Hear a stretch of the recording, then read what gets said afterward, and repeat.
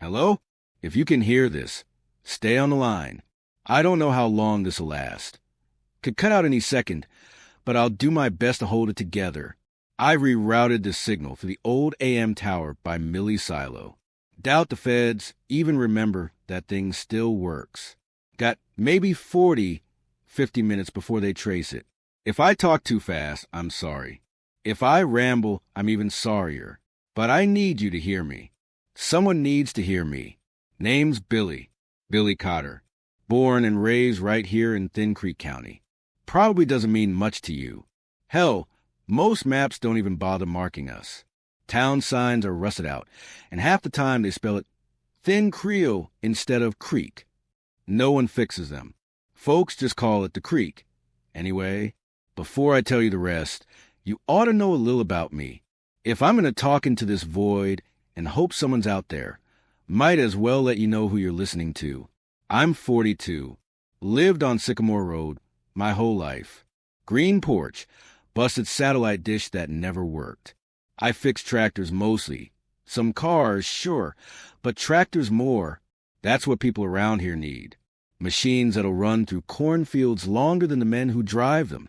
Never really planned to leave. Not 'cause I was scared, just didn't see the point. Some folks got to run off to feel alive. Me? I already knew who I was here.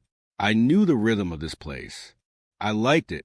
I liked knowing that Monday mornings meant black coffee at Ruby's Diner, and Thursdays meant high school kids tearing up dirt behind the train tracks until someone cracked a tooth or worse.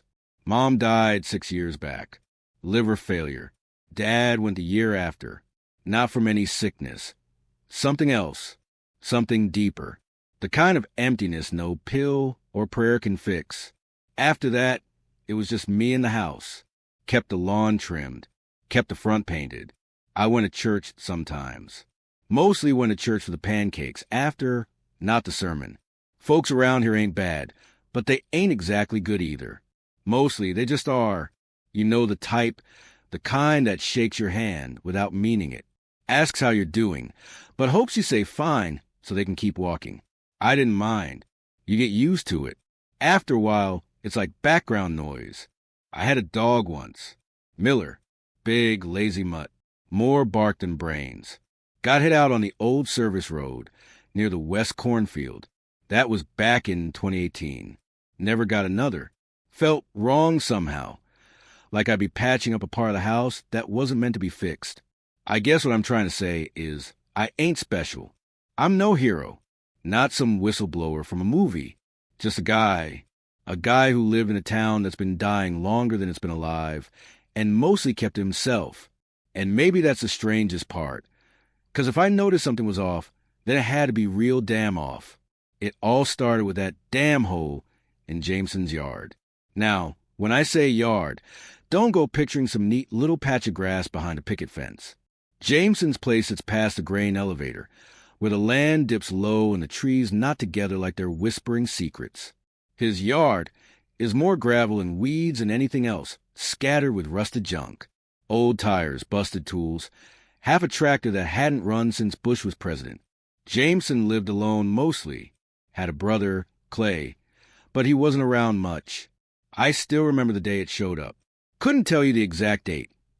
Wasn't like I circled on a calendar, but I remember the feeling. The sky was pale as bone. Air was dry enough to split your lips.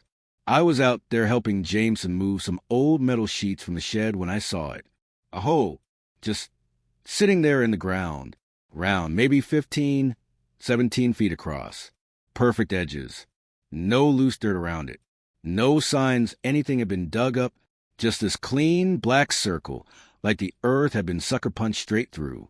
We both just stood there, staring. Jameson turned to me and asked if I'd ever seen anything like it. I told him no. Of course I hadn't. Still haven't. First thing we did was drop a rock in. What else would you do, right? Figured we'd hear it hit bottom, maybe bounce once or twice. But nothing. Just silence. Thought maybe the rock was too small. So I found a bigger one, basketball-sized chunk of limestone. Hauled it over, heaved it in, and waited. Still nothing. Jameson frowned, scratched at his beard, muttered something about sinkholes. Said maybe the ground had collapsed way down, and left a void. But it didn't look like that. Didn't look natural. No loose dirt, no cracks. Just smooth black nothing. Next day, word started to spread. Not 'cause Jameson told anyone. He was never the chatty kind. But because Tommy Mitchell's kid wandered onto property and saw it for himself. You know how kids are. He told his buddy, who told his cousin. And by sundown, half the town knew about the hole. Didn't take long before people started showing up. Flashlights, cameras. Even brought some of those toy drones. None of it did any good. The light didn't reach far. Cameras picked up nothing but black. Someone flew a drone in. Signal cut out maybe 10 feet down. Gone. Crashed or vanished. Never saw it again. Then someone, pretty sure it was Merle Atkinson's nephew, came up with the idea to lower a walkie-talkie down on a fishing line. See if we could still talk through it while it hung there. We tested it first, made sure it was working, tied it tight, and lowered it in. Line kept going. 10 feet, 30, 50, 100. We were almost out of rope and still no bottom. Still no sound. Nothing. Jameson started pacing. You could see it on his face. He didn't like this. Not just the hole, but the attention. His yard was turning into a damn circus, and he'd never been one for company. Next day, someone brought a tape recorder. Not the fancy digital kind. A real old-school cassette one. Someone hit record and lowered the tape recorder down on a different line. We figured we'd catch something. Maybe the sound of wind, maybe water trickling underground. Something. Got about 70 feet down before the rope ran out again. When we brought it back up, it was still running. We played it back. Nothing. No wind. No static. No hum. Just dead silence. Like the tape had been swallowed by nothing itself. That's when folks started getting nervous. No one said it outright, but you could see in their eyes that tight, quiet panic. The kind of look people wear when they're trying hard to pretend nothing's wrong, even when everything's screaming that it is. Then the animals started acting up. Birds stopped flying over it. I mean completely. We watched whole flocks veer off course, like something in the air above that hole warned them away. They sensed it wasn't right. And the dogs? Forget it. Try dragging one near that hole. They'll plant their paws, dig into the dirt, and refuse to move. My sister's dog, Buster, sweetest mutt you ever met, loves everybody, eats anything. He can't stand that side of town anymore. Starts whining blocks away. Tail tucked, ears pinned back, eyes locked on that dirt like he's waiting for it to move. Used to be, I'd walk him down that way. First time, he pulled so hard, he damn near tore the leash from my hand. Wouldn't take a treat. Wouldn't even bark. Just stood there, frozen. I had to carry him back. Didn't take him there again. Same thing happened to others. Abby Coleman said her German Shepherd pissed itself just getting close. Eddie Brewster's lab snapped its collar, trying to run the other way. At first, we joked about it. Nervous laughs, you know? Maybe the hole's got dog breath, someone said. Got a chuckle or two, but it didn't last. Not really, because deep down we knew. We all did. We like to think we're smarter than animals, but we're not, at least not where it matters. You ever seen a dog refuse to enter a room, and later you find mold in the walls or a gas leak? They know. They always know. And that hole, well, every animal around here knows it's wrong. Of course, folks didn't listen to the animals. They never do. Not really. We got used to the birds swerving and the dogs whining. That's the thing about people. We get used to the strange. Takes longer in small towns, sure, but it happens just the same. At first it's, what the hell is that? Then it turns into, that's weird. And eventually it just fades into the background. And that was our first mistake. We stopped paying attention. Somewhere along the way, people stopped being scared of the hole. Don't ask me why. Maybe it was because it didn't do anything. Not right away, at least. Just sat there. Round, quiet, waiting. So people stopped gathering around it with flashlights and questions. They stopped warning their kids. They stopped watching. And then, like it always does in places like this, folks started doing dumb things. They began tossing trash in it. At first, just beer bottles, candy wrappers, soda cans, stuff they'd throw out the window, driving down a back road. Then someone lobbed an old tire in, then a microwave. And when nothing happened, well, that was it. The hole became a dumping ground. On weekends, you could walk past Jameson's place and see the whole ring with junk. Broken TVs, busted chairs, worn-out boots, radios, couches. One guy even pushed a full refrigerator across the yard and rolled it right in. It was like some twisted contest. How much crap could you dump without hauling it to the landfill? And it worked. Nothing ever bounced back. No thuds. No crashes. Everything just dropped and vanished. Didn't matter the size, big or small. The hole swallowed it all without chewing. I threw in an old bed frame once. It had been rotting in my shed for years, a rusty, squeaky mess. Dragged it out, walked over, and watched it disappear piece by piece. It never made a sound, just slipped away like it had fallen into deep water. At the time, it felt harmless, helpful even, like a good way to clean up all the junk piling up around town. But then someone threw in a bag of fish guts. I don't know who. Probably someone coming back from the lake, not wanting that stink in their truck. Figured the hole could take it. That was the first time we noticed it gave something back. I remember the stench. Thick, sour. It drifted all the way down Sycamore Street and settled like fog. I thought maybe something had died under my porch. Spent half a day crawling around with a flashlight looking for it. But nothing. Later, Jameson showed up, pale as a ghost. Told me about the bag. Said it was the only new thing near the hole. And I believe him. The smell stuck around for 3 days. After that, people got curious. They wanted to see what else it could take. Someone tossed in a box of frozen meat gone bad. Another guy dumped a pile of rat corpses from his barn. Still no bottom. Still no sound. But the smell always came back. And worse than that, it changed. It stopped being just rot. It started smelling like metal, like batteries baking in the sun. And sometimes, just for a second, it didn't even smell like anything from this world. I can't describe it. Your nose doesn't know what to do with it. Makes your eyes water. Your tongue itch. Your jaw tighten up. Then came the deer. Late spring. Someone hit it near the old post office. Clean hit. Broken legs. Crushed ribs. Normally, we call animal control, but they've been sketchy the last few years. Budget cuts, I guess. So, Jameson, yeah, still him, hauled the body to the hole. Figured he'd get rid of it like everything else. He said he barely made it there. The closer he got, the heavier it felt. Not like he was tired. More like the deer weighed heavier near the hole. But he managed. Rolled it close. Didn't shove it in. Just left it there by the edge and walked home. 3 weeks passed. It should have rotted by then. Should have stunk up the whole place. But it didn't. It still looked fresh. Skin smooth. Eyes glossy. No bloating. No flies. Like it had died just an hour ago. That's not right. You know that ain't right. Jameson got real nervous. Said it made him feel watched. He wanted it gone but wouldn't go near it again. So I went with him. I'll never forget what I saw. We got there just before sunset. The trees were dead still. You ever feel like the whole world's holding its breath? The deer was lying in the same spot. But something was off. The skin looked stretched, like it was under pressure. Then, right in front of us, it split down the middle. No blood. No guts. Just movement. Something uncoiled itself from inside. Long, pale, and slick. Bent in ways that made no sense. It dropped to the dirt and moved fast. Faster than any snake I've ever seen.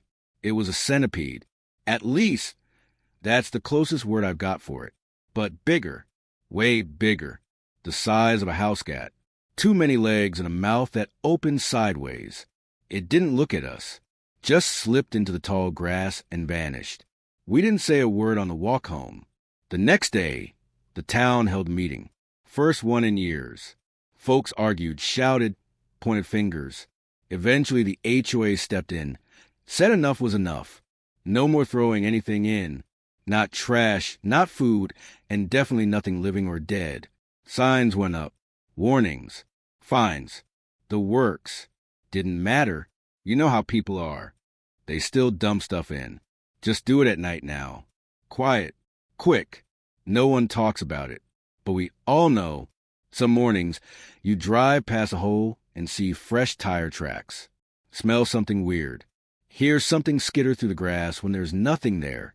I don't go near it anymore. Not because I'm scared of the hole, but because I'm scared of what's already come out of it. Then the voices started.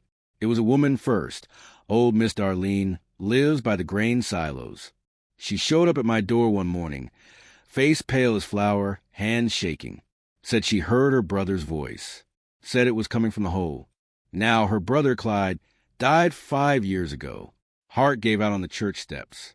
Funeral was small, but the whole town knew. So when she said she heard him calling her name, calling from the hole, I figured she'd finally crack from the loneliness. She always talked about him. Said he used to hum to himself when he worked. Said the house felt quieter than it ever should since he passed. I didn't believe her. Not at first. But then it started happening to others. See, here's the thing. Everybody's lost someone. Doesn't matter who you are. Maybe it's your ma, your pop, your cousin, your old high school sweetheart. That one friend who never made it back from the army. The teacher who told you were smart when no one else did. Loss comes for all of us, sooner or later. And whatever that thing in the hole is, it knew that. People started hearing voices. Real voices. Familiar ones. The guy at the gas station said he heard his sister calling him, soft and sweet like she used to, back before the river took her. Abby Coleman said she heard her baby crying, lost at the crib death 10 years ago. Even I'll admit it, I heard my dad. He called me kid. Just like he used to, his voice came up clear, steady, like it was echoing off the inside of a tunnel. And there I was, right at the edge of the hole, knees weak, just listening, like a damn fool. It wasn't a hallucination. I wasn't dreaming. And I ain't got the kind of imagination that'd make something like that up. He said, "Billy, son, you out there?" I didn't answer. My mouth went dry. I just backed away, real slow, and didn't look back. But not everyone could do that. People started jumping. Jameson was first. He came by my place a few days after I'd heard the voice. Didn't look right. Eyes red, hands twitching. "I saw my wife," he said. "She needs me, Billy. She's real scared." Now his wife had died in a car wreck near the county line 3 years back. Next morning, he was gone. Left his porch light on. His boots by the edge of the hole. We found a note in his truck. It just said, "I heard her. She needs me." After that, more followed. Randall Hill lost his little boy to cancer. I remember the funeral. He couldn't stop crying. Said it should have been him instead. When the boy's voice came calling out from the pit, Randall didn't stand a chance. Then Susie Mallard. Her dad never came back from deployment. She grew up without him. Said he used to read her to sleep. One night, she heard his voice calling for her from down there. Said it sounded just like she remembered. "Susie, it's me, Dad. Remember when I read you that story about the Lost Kingdom, and you drew in crayon? You remember, don't you? With the red castle and the sky that never ends. It's real. Honey, it's down here. All you have to do is climb down to see it. I'm waiting for you, Susie," he said. She left her shoes at the edge. We found them the next morning, lined up neat, like she was just stepping into a pool. After that, the town got quieter. Not in the way it used to be. Not just slow or sleepy. I mean hushed, like the buildings were listening. Like the air itself didn't want to draw attention. People stopped going out after dark. We stopped talking about the hole, about the voices, about the ones we lost. The city tried sending folks to investigate once. Some state geology team drove up in a white van with measuring gear and clipboards. Never even made it past the grain elevator. Turned around real sudden. No explanation. Didn't even take their equipment with them. After that, no one else came. No one wanted to. I stayed. Still don't know why. Maybe out of habit. Maybe I thought someone should be here to remember what happened. Or maybe I was just waiting for something. Though God help me, I don't know what. And the hole? It's still there, still round, still silent, still waiting. Sometimes I dream about it, not often, but when I do, I hear my mom's voice. She died when I was 6. Cancer took her quick. I barely remember her face, but the voice, it's clear as day in those dreams. She doesn't say much, just my name, once or twice. But I know what it means. It means I can't ever go near that place again. And if you're smart, you won't either. Jumped right in. That's when we knew it wasn't just voices anymore. The hole wasn't just watching. It was calling. We tried to stop people. Some of us, anyway, built a fence around the thing. Tall one. Even added barbed wire on top. Didn't matter. Folks climbed over, cut through, crawled under. One guy even brought a ladder in the dead of night. They always found a way. And the more people jumped, the more others wanted to. Like it was contagious. Like grief was leaking out of the hole and settling over town like a sickness. I started staying home more. Wouldn't answer the door. Wouldn't go past a certain street. I didn't want to be near it. Didn't want to hear another voice. Didn't want to feel that pull again. But I still heard the stories. A police officer tried to stop a man from climbing the fence. A young father. Said his daughter was down there, calling to him. Officer grabbed him by the arms. Tried to wrestle him back. They both went over. Screaming. Fighting. Gone. The fence didn't help after that. Folks didn't care anymore. Some even tore sections of it down so they could get in quicker. That's when it all turned to chaos. We tried locking people up, blocking roads. Didn't matter. If someone wanted to go bad enough, they'd find a way. They'd sneak out windows, steal cars, walk barefoot across cornfields just to get close enough to listen. And if you tried to stop them, try to grab them, pull them back, they'd fight you, claw at you, scream at you like you were the enemy. Sometimes they weren't alone when they jumped. Some folks fell in just trying to help. Neighbors, friends, people who didn't believe the voices, but believed in stopping pain. I've been to 5 funerals in the past month. All closed casket. Not that there's much to bury. They're still going in, one by one. We don't gather round the hole anymore. Not even to look. We avoid it now. Keep our eyes straight, our heads down, like it's not even part of the town anymore. Just a dark mouth no one wants to speak about. But we all know it's still there. And we all know it's not done. The people who jumped, they come back. Not all of them. Not right away. But enough that we've stopped being surprised when we see them lying there again, right at the edge of the hole, like they never jumped at all. I've seen it with my own eyes. You go to sleep one night thinking they're gone forever, and in the morning, there they are. Like the hole just spit them out. But they're wrong. They're not how they were. Their skin looks off, swollen, damp, like they've been soaking in something. Not blood, not water, just something. Sometimes it's stretched too tight over the bones. Other times, it's sagging like their insides melted. Their faces are the worst. You'll see someone you knew your whole life. Someone who made you coffee, taught your kids' math class, fixed your windshield wipers, and their face will be mostly there. But not all the way. A patch of hair missing. One eye sunken or gone completely. Teeth loose or gone. Fingernails turned black or just torn off. Always something just missing. We thought they were dead. Of course. They look dead, but they don't decay. That's what messed with us the most. You leave a body out in the sun in this county, it bloats, splits, rots.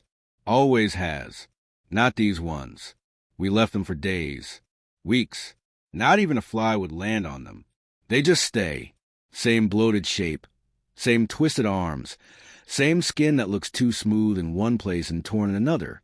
And it's not just one or two. There's more every day. You drive by the edge of the hole, you'll see them, lined up like driftwood, stiff, wrong, and silent, except when they're not. I wish I was lying. But last week, I saw Jameson move. He was face down, like he'd been dropped from a rooftop. His arms weren't right, bent under him like broken tree limbs. I was walking past on the other side of the fence, just on my way to get gas, and I heard a sound, not a voice, a movement, skin dragging on dirt. I looked over. His leg twitched.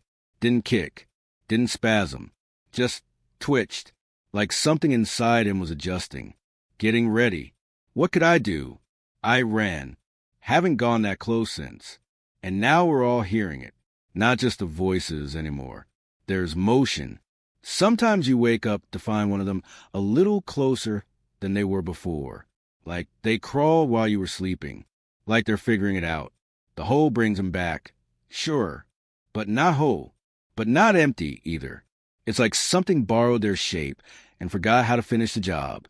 I've been sleeping with my doors locked, windows covered, gun next to my bed. I never used to keep a gun in the house. Never felt the need. This town didn't have much crime. But now I sleep with it held real close. Because I don't know when one of them might come knocking. And still I hear her voice. Mary Ann. She was my wife. We were only married a year. She died giving birth to our son. I remember the night clear as day. Her hand in mine. Her breath slowing. The nurses moving too fast, then too slow. Then nothing. Our son lives upstate with her side of the family.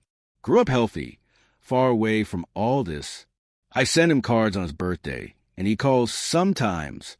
He called last week, asking what the hell is going on. Said they saw something on the news. Then the broadcast cut. Said they heard about a containment effort, but no one would say where. I haven't called him back. I can't. How do I explain this? How do I tell my son the place he was born? It's bad now. The government's shut off all major roads. Blocked the highways with fake construction crews. Bridge repairs, they say. Sinkhole warnings. We haven't had a real working exit in 2 months. They've turned us into a ghost town. And no one outside knows the truth. Not yet. That's why I'm doing this. This broadcast. Because no one else is going to tell you what's really happening in Thin Creek County. They can't shut me up if I don't stop talking. And you need to know what's coming. Because the bodies, the ones lining the hole, they've started moving. Not just twitches. Not just sounds.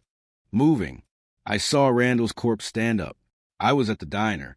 The windows faced the hole, if you know where to look. I was sipping coffee I didn't want, trying to feel normal for 5 minutes.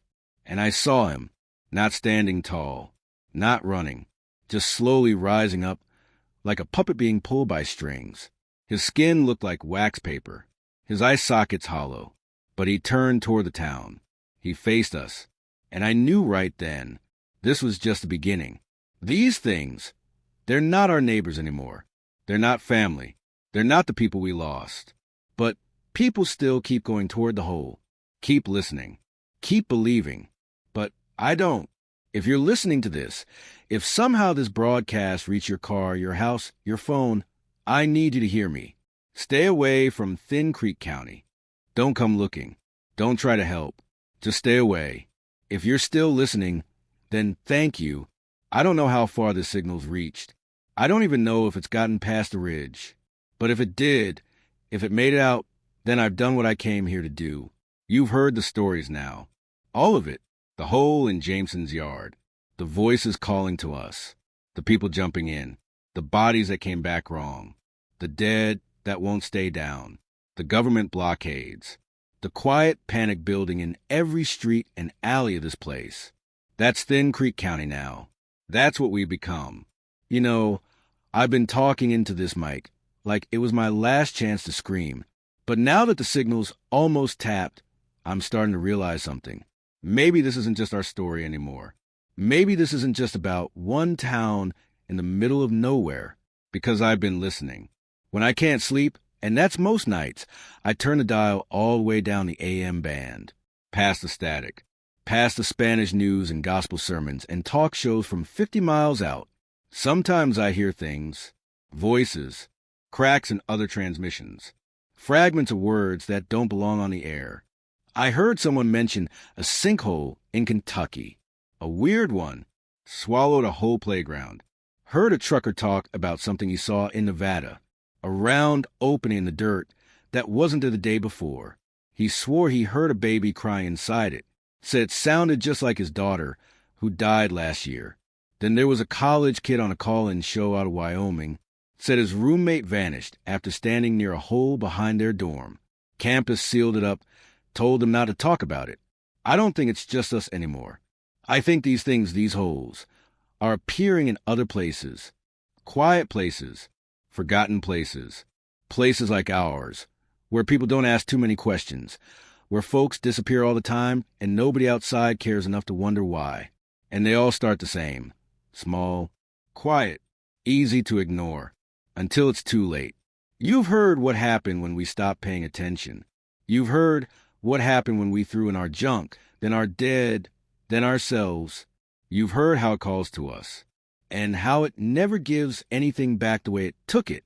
So I'm telling you now, wherever you are, stay away from the holes. You see one? Don't go near it. Don't throw anything in. Don't look down.